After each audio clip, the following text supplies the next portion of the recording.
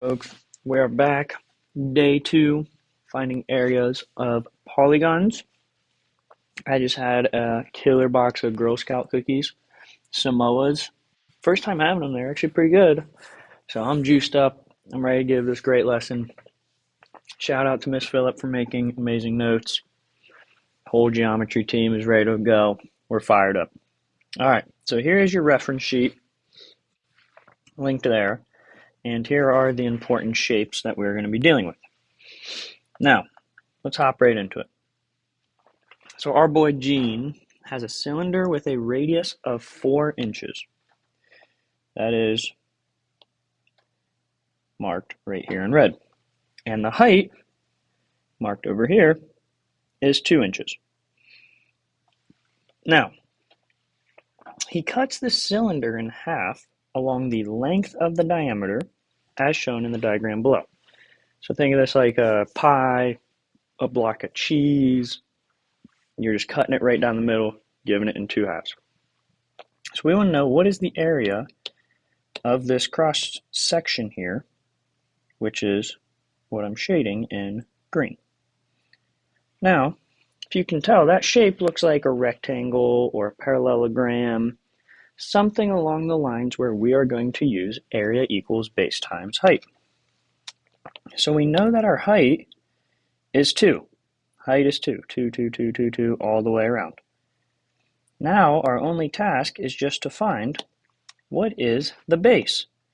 Well, if my radius was 4, then this radius is also going to be 4, making the whole entire base a length of 8. So we can plug this in, area equals base times height.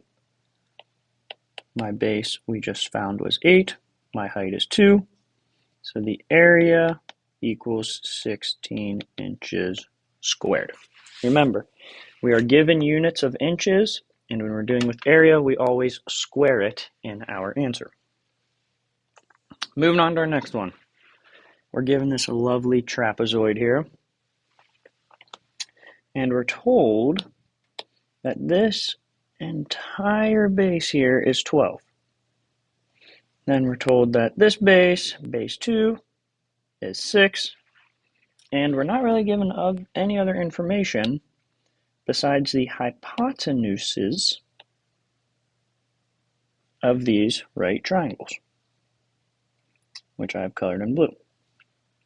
So what we did here essentially is we cut this trapezoid into triangle here, rectangle here. So we have to find 3 separate areas,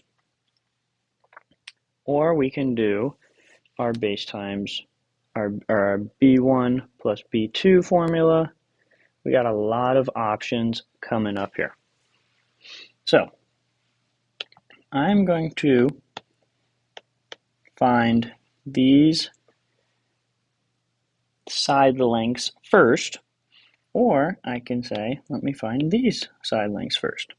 So now that I've colored this and made this kind of a mess, I'm going to erase it so we can get to some good work here. Okay, so if we know that this is 6, then we also know this length is 6. So that leaves on either side a remaining 6 meters. So then we could say that this side is 3 and this side is 3 to give us our total length. Now, if I want to solve this triangle, they both have the same lengths, so I don't have to do double the work. I can use our boy Pythag and do 3 squared plus b squared equals 5 squared. You may be already realized that this is a Pythagorean triple, but if you haven't, that is okay. I will still solve this out for you. And we end up with 9 plus b squared equals 25. B squared equals 16. Undo your square with the square root to get b equals 4. So 4 and 4. Okay, So now I can do triangle, rectangle, triangle, rectangle, triangle, or I can use the trapezoid formula. Either is fine. Remember, the trapezoid formula is area equals height, base 1 plus base 2 over 2. Or I could find triangle. I'm just going to number these here. I could do 1, 2, 3 different areas and find it. Okay, I'm just going to use the trapezoid formula here to make it nice and easy on us. We just found that the height was 4. Our base 1 was 6. Our base 2 is 12. Divide that by 2. You end up with an area of 36 meters squared. So this is probably the shortest route, easiest route to go. But if you are in the business of only using triangles and rectangles, then option 2 would be your go-to. Okay. This next one requires us to draw a picture.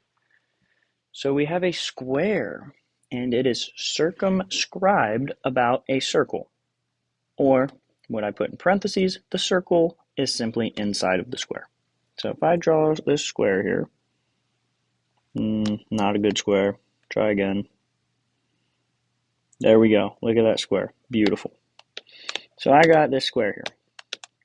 Now we have to draw a circle that goes on the inside of it. Pretty close. Let me see if I can move this. There we go. Beautiful.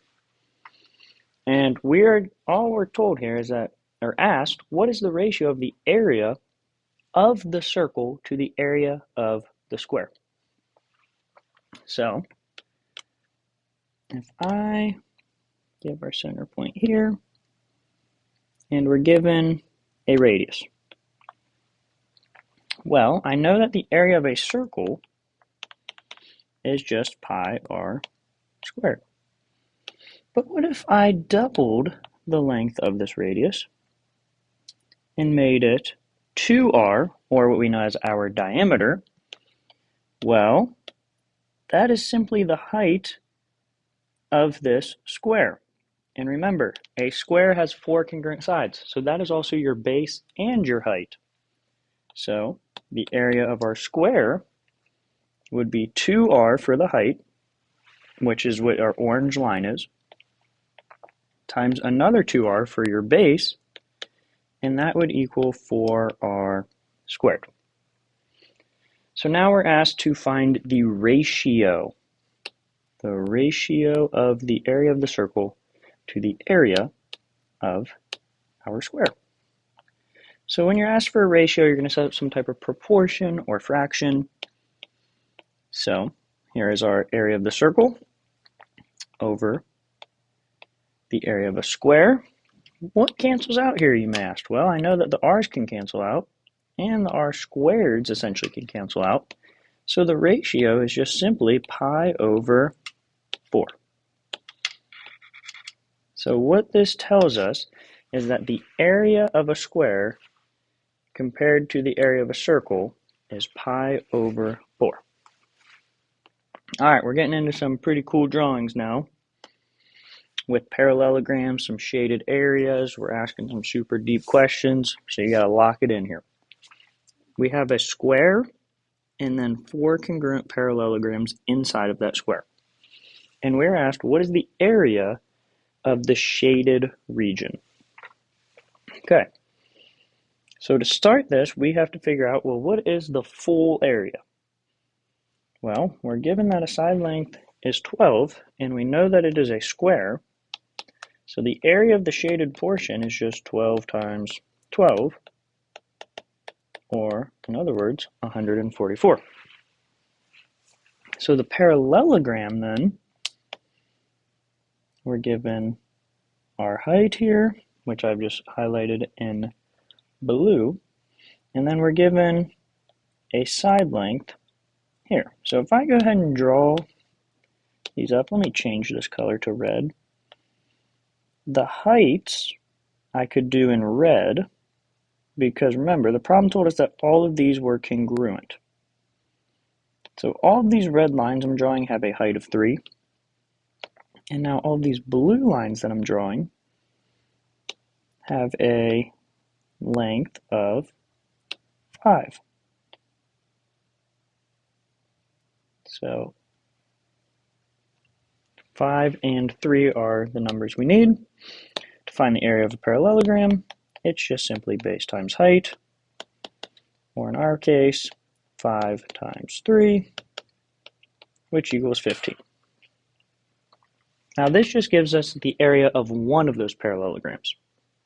We want to find the area of 4 of them. So let's just go ahead and multiply this by 4 to give us 60.